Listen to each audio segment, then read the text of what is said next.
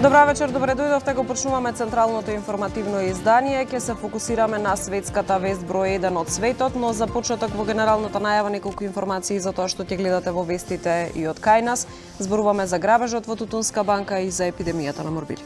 Апсолутно. Гостин во студиот е Венко Филипче, но она што за мене е индикативно, тоа е сомнителноста на грабежите во НЛБ банка, особено после она од Трезорот и сега ова не е така беззначајна сума од 100 кусур илјади евра. Мора некој некаде да е поврзан со разни подземни канали.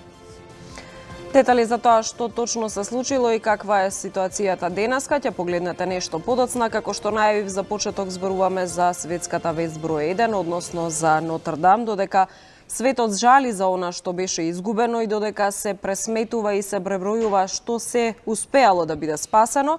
Обновата всушност стана символ на националното, но и на светското единство. Најновата информација која што доаѓа од кај нас е поврзана со опожарената катедрала е тоа дека и земјава ќе се солидаризира со Франција. Македонската влада веќе го задолжила Македонското министерство за надворешни да стапи во контакт со француското за координација за помош за меѓународната заедница за реставрација на оваа опожарена црква со цел да се определи најсоодветната поддршка на земјата во знак на солидарност при обновата на овој споменик.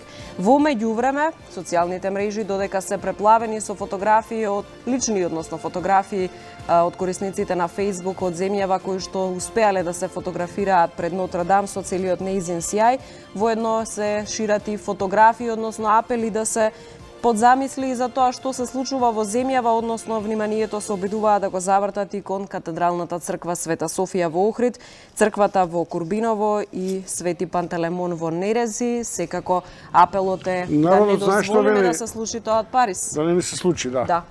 Почнуваме со прилогот на